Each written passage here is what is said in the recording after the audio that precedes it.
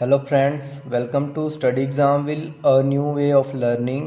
मेरा नाम है मनदीप कंबोज और आज हम करने जा रहे हैं पास्ट परफेक्ट कॉन्टिन्यूस टेंस।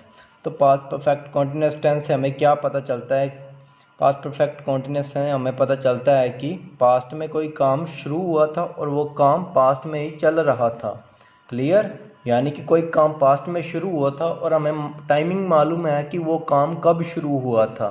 तो ऐसे सेंटेंस को बताने के लिए हम यूज़ करते हैं पास्ट परफेक्ट कॉन्टिन्यूस टेंस। तो इसका नेचर कैसा हुआ? इसका नेचर हुआ गोइंग ऑन स्पेसिफिक या फिर कह लो temporary action in past with the specification of time. यानी कि हम कोई काम कर रहे थे इन द पास्ट और हमें टाइमिंग मालूम है कि हम कब से वो काम कर रहे हैं।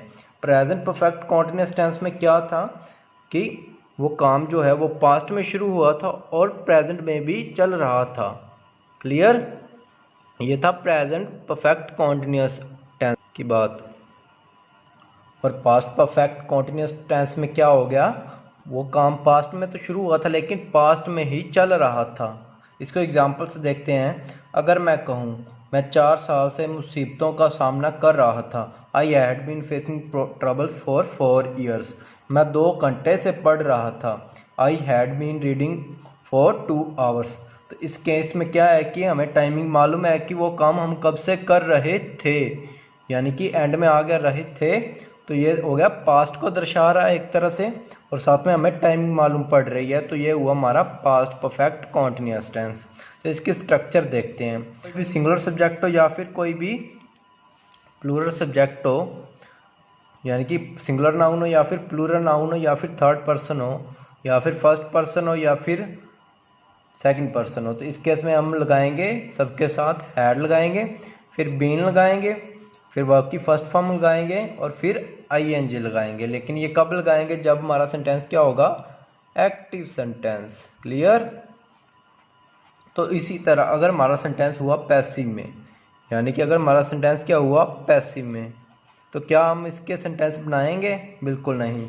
पास्ट परफेक्ट कॉन्टिन्यूस टेंस का कोई भी पैसिव नहीं है। क्लियर? ये याद रखें कि पास्ट परफेक्ट कॉन्टिन्यूस टेंस का कोई भी पैसिव सेंटेंस नहीं है, यानी कि नो पैसिव। क्लियर? आगे हम इसकी कुछ एग्जांपल्स करते हैं डिफरेंट सेंटेंस की टाइप के साथ।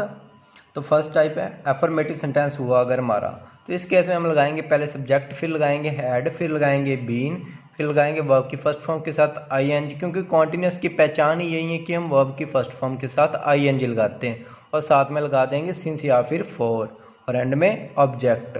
और सिंस और फॉर का तो पता ही है आपको कि सिंस किसके साथ और फॉर किसके साथ। सिंस लगाते हैं हम पक्की टाइमिंग के लिए, यानी कि अगर कैलेंडर डेट दी है, क्लॉक टाइमिंग दी है, लिस्ट ऑफ कोई भी हॉलीडे दी है, मॉर्निंग बताना है हमने, आफ्टरनून के साथ लगा सकते हैं, इवनिंग के साथ लगा सकते हैं, मिड नाइट के साथ लगा सकते हैं, अपनी बर्थ डेट बतानी है हम उसके साथ लगा सकते हैं, अपना चाइल्डहुड के साथ लगा सकते हैं, या फिर दिया व्हेन देन यस्टरडे। तो इन सब के साथ हम यूज़ करते हैं सिंस का।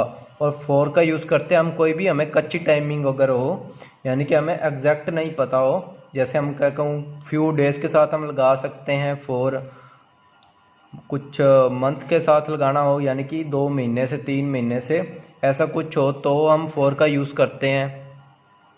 इसी तरह अगर ईयर हो, हमें कुछ सालों से कुछ हफ्तों से, यानी कि ईयर और वीक के साथ भी हम फॉर का यूज़ लगाते हैं, यानी कि अगर कच्ची टाइमिंग है। क्लियर? इसकी कुछ एग्जांपल देखते हैं अब एफर्मेटिव की। क्लियर? अगर मैं कहूँ वह 3 दिन से यात्रा कर रही थी, तो इसकी इंग्लिश क्या होगी? वह कि शी हैड बीन ट्रैवलिंग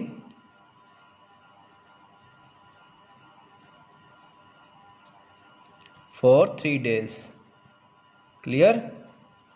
ये होगी हमारी एफर्मेटिव सेंटेंस की स्ट्रक्चर के साथ मिला लो आप चाहे। पहले हमने सब्जेक्ट लगाया, फिर हैड लगाया, फिर बीन लगाया, फिर वर्ब की फर्स्ट फॉर्म के साथ आईएनजी लगा दिया और एंड में फॉर के साथ हमने डेट लगा दी जो भी दी थी। आगे नेक्स्ट है हमारा अगर सेंटेंस हुआ नेगेटिव, तो इस केस में हमारी स्ट्रक्चर क्या होगी? हम पहले सब्जेक्ट लगाएंगे, फिर हैड लगाएंगे और फिर नोट लगाएंगे, फिर बीन लगाएंगे, फिर वर्ब की फर्स्ट फॉर्म के साथ आईएनजी, फिर सिंस, फिर फॉर और साथ में एंड में ऑब्जेक्ट। क्लियर? इसको एग्जांपल से देखते हैं। वह 3 दिन से यात्रा कर रही थी, तो इसकी इंग्लिश क्या होगी? वह 3 दिन से यात्रा नहीं कर रही थी। तो इसकी इंग्लिश क्या होगी? She had not travelling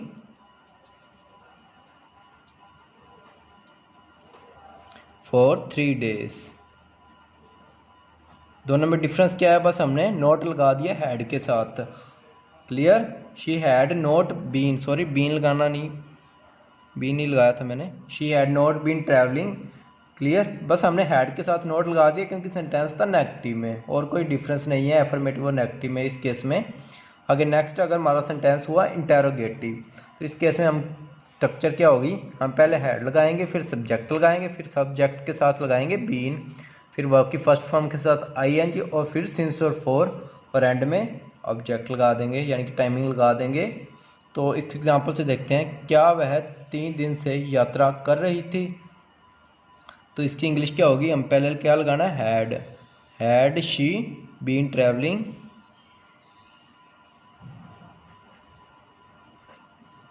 for 3 days। Clear? For 3 days। मैं फॉर क्यों लगा रहा हूँ? क्योंकि टाइमिंग क्या है?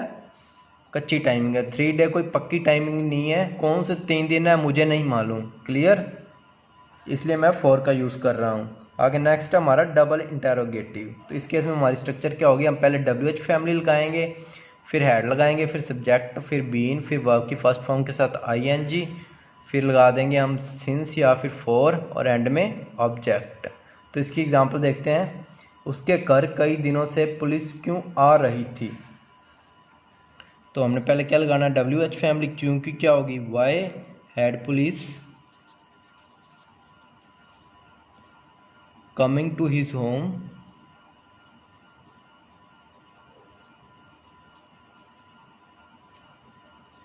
for some days। Clear? For some days, क्योंकि हमें नहीं पता कई दिन वो कौन से दिन है, इसलिए मैंने फॉर लगाया है। क्लियर? अगर यहाँ पर होता कि वह 24 दिसंबर 2019 से पुलिस क्यों आ रही है, तो मैं यहाँ पर लगा लेता सिंस, लेकिन यहाँ पर क्या था? सम डेज के, यानी कई दिनों से, और वो दिन कौन से है हमें नहीं मालूम, कच्ची टाइमिंग है, इसलिए मैंने फॉर लगा दिया। क्लियर? आगे नेक्स्ट है हमारा सेंटेंस डबल इंटेरोगेटिव ही, लेकिन नेगेटिव में है। क्लियर? यानी कि अगर डबल इंटेरोगेटिव हमारा नेगेटिव में होता, हम सब्जेक्ट के साथ बस नोट का यूज़ करेंगे।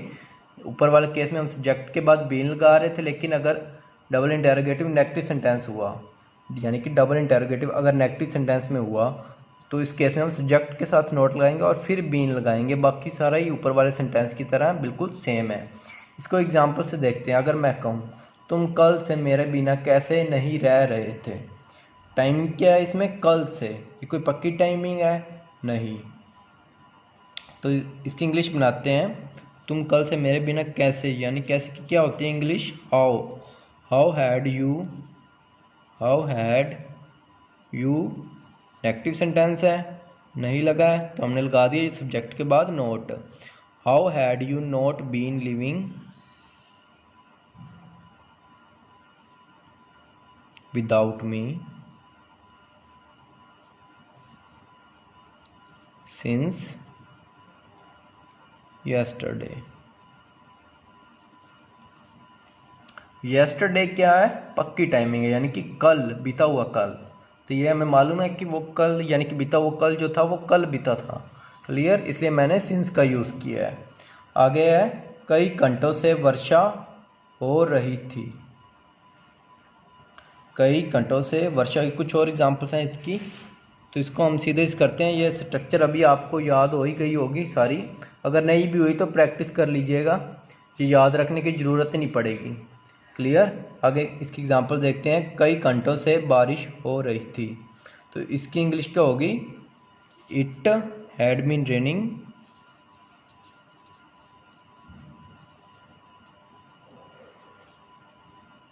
For several hours. आगे नेक्स्ट है, हम 2 घंटे से नहीं खेल रहे थे, तो इसकी क्या होगी? हम की वी हैड नहीं लगा है, we had not been playing for 2 hours। आगे नेक्स्ट एग्जांपल है, क्या वह फुटबॉल खेल रहा था? तो इसकी क्या होगी, इंटरोगेटिव है, हैड लगाएंगे पहले, हैड ही बीन प्लेइंग फुटबॉल